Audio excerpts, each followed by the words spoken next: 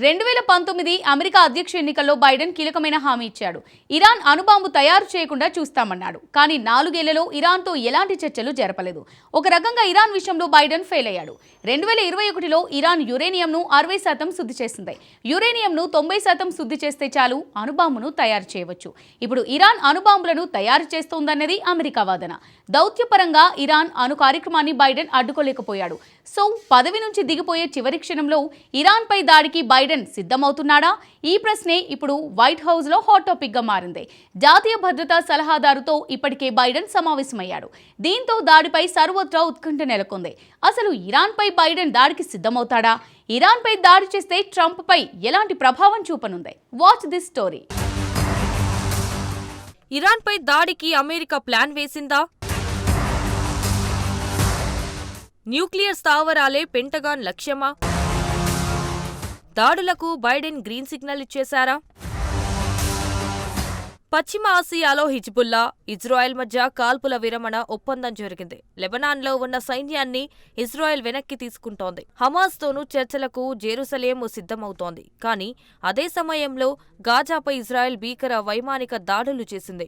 గత 2 రోజులుగా 40 లక్ష్యాలను ధ్వంసం చేశామని ఇజ్రాయెల్ సైన్యం తెలిపింది. దీంతో గాజాలో రక్తం ఏరులై పారుంది. హమాస్ కమాండ్ కంట్రోల్ కేంద్రాలు, ఉగ్రవాదులు సమావేశమయ్యే స్థలాలనే లక్ష్యంగా చేసుకున్నట్టు ఇజ్రాయెల్ సైన్యం తెలిపింది. మరోవైపు సిరియాలోని ఇరాన్ ప్రమేయం ఉన్న ఆయుధ తయారీ పరిశ్రమలు, సైనిక స్థావరాలను కూడా ఇజ్రాయెల్ నేలమట్టం చేసింది.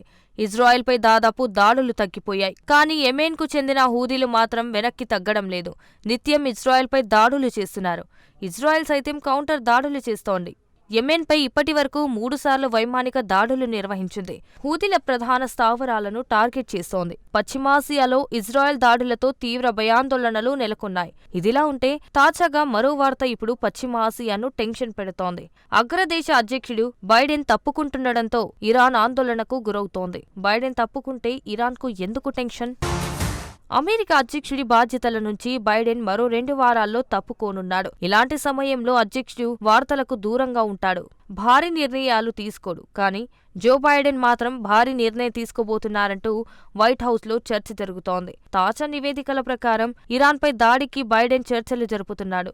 జాతీయ భద్రతా సలహాదారు జేక్ సలివన్తో బైడెన్ కొన్ని వారాల క్రితం సమావేశమయ్యాడు. సో ఇరాన్పై దాడికి ఉన్న ఆప్షన్లను బైడెన్కు సలివన్ వెల్లడించినట్టు తెలుస్తోంది.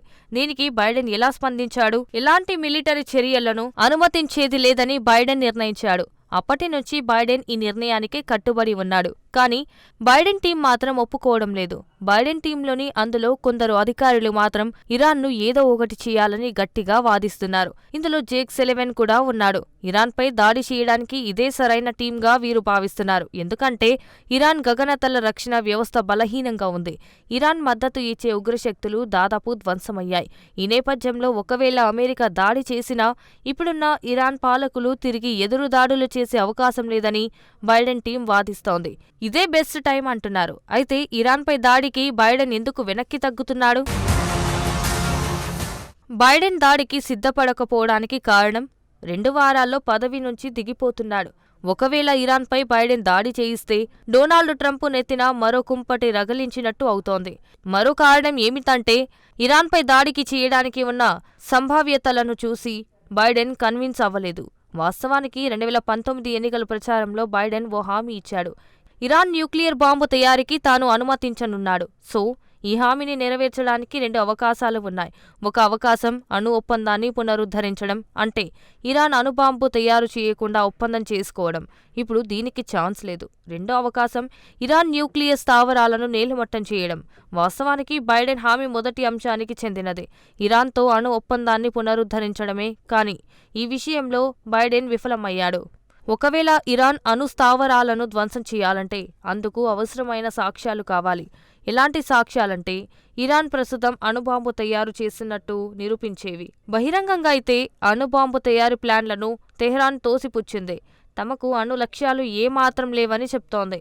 కానీ అమెరికన్ అధికారులు మాత్రం అప్రమత్తంగా ఉన్నారు. అయితే ఇరాన్ తన అణు సిద్ధాంతాన్ని మార్చుకోగలదని గత నెలలో జేక్ సలివన్ చెప్పారు. ఇరాన్ అధికారుల ప్రకటనలు కొన్ని నెలల నుంచి మారిపోయిన విషయాన్ని సెలెవన్ గుర్తు చేస్తున్నారు. ఈ ప్రకటనలతోనే సందేహాలు పెరుగుతున్నాయన్నారు. ఒకవేళ ఇరాన్ అణు సిద్ధాంతాన్ని మార్చుకొని ఉంటే అది అత్యంత ప్రమాదకరమైనదని సెలెవన్ చెప్పారు. ఇరాన్ వేస్తున్న అడుగులతో అమెరికా ఆందోళన చెందుతోంది. గతేడాది అనుమానాస్పద ప్రయోగాన్ని ఇరాన్ నిర్వహించనున్నట్టు అనుమానిస్తున్నారు. ఈ ప్రయోగాలు కొన్ని కంప్యూటర్ల మెడలింగ్, ధాతువులకు సంబంధించినవి. ఈ 2 ప్రయోగాలు అణు కార్యక్రమానికి చెందినవే. ఈ నేపథ్యంలోనే ఇరాన్కు అమెరికా ప్రైవేటు వార్నింగ్ పంపింది. అయితే ఇరాన్ అణు భయాందోళనలు అమెరికాకు కొత్తేమీ కాదు. కొంతకాలం ఇరాన్ అణు కార్యక్రమాలపై అమెరికా నిఘా పెట్టింది. అయితే ఇరాన్ పొజిషన్లో ఎలాంటి మార్పులు వచ్చాయి? తాను పెంచి పోషించిన ఉగ్రశక్తులు బలహీనంగా మారడంతో ఇరాన్ ఆందోళనకు గురవుతోంది. ఈ నేపథ్యంలోనే తమను తాము బలంగా మార్చుకోవడానికి ఇరాన్ అణు పరీక్షలకు సిద్ధమయ్యేందుకు అవకాశాలు ఉన్నాయి. ఇదే వాషింగ్టన్ను టెన్షన్ పెడుతోంది. ఎందుకంటే ఇరాన్పై బైడెన్ యంత్రాంగం పట్టుకోల్పోయింది. బైడెన్ హయాంలోనే ఇరాన్ అణుబాంబు దిశగా చెరువు అయ్యింది. 2021లో 60% యురేనియం శుద్ధి చేయడం ఇరాన్ ప్రారంభించింది. 90% శుద్ధి చేసిన యురేనియంతో న్యూక్లియర్ ఆయుధాన్ని తయారు చేయవచ్చు. 2021లోనే 60% శుద్ధి చేసిన యురేనియం ఇరాన్ వద్ద ఉంటే ఇప్పటికీ 90% శుద్ధి చేసి ఉండొచ్చని అమెరికా అంచనా వేస్తోంది. 4 అణుబాంబులు తయారు చేయడానికి సరిపడా 90% శుద్ధి చేసిన యురేనియం ఇరాన్ వద్ద ఉన్నట్టు నివేదికలు వెల్లడిస్తున్నాయి. 90% యురేనియంను శుద్ధి చేయడానికి కేవలం 1 వారం రోజులు చాలు. కానీ అణ్వాయుధం తయారు చేయడానికి మాత్రం ఏడాది కాలం పడుతోంది. ఈ లెక్కన ఇరాన్ వద్ద అణ్వాయుధాలు ఉండొచ్చన్న అనుమానాలు వ్యక్తమవుతున్నాయి. ఇరాన్ అణుబాంబు తయారు చేయడం అంటే బైడెన్ విదేశాంగ విధానం వైఫల్యమే అవుతుంది. ఇక్కడ అసలు ప్రశ్న ఏమిటంటే ఇరాన్ను ట్రంప్ ఎలా హ్యాండిల్ చేయబోతున్నారు? ట్రంప్ మొదటి టర్మ్లో ఇరాన్ పాలసీ చాలా స్పష్టంగా ఉంది. ఇరాన్పై తీవ్రమైన ఒత్తిడి పెంచడమే ట్రంప్ విధానం. తాజా సంకేతాలు ఏం చెబుతున్నాయంటే మొదటి టర్మ్లో ట్రంప్ ఇరాన్పై ఎక్కడి వరకు వెళ్లాడో అక్కడి నుంచి మళ్లీ ప్రారంభించే అవకాశాలు ఉన్నాయి. ఇప్పుడు ఇరాన్ బలహీనంగా ఉంది కాబట్టి బహుశా మరింత కఠినంగా వ్యవహరించేందుకు ఛాన్స్ ఉంది. ఈ విషయం తెహ్రాన్కు కూడా బాగా తెలుసు. కొత్త సంవత్సరం సందర్భంగా ఇరాన్ విదేశాంగ మంత్రి కీలక వ్యాఖ్యలు చేశారు. ఇరాన్ అణు విషయంలో 2025వ సంవత్సరం అత్యంత కీలకమైనదని అబ్బాస్ అఘార్చి చెప్పారు.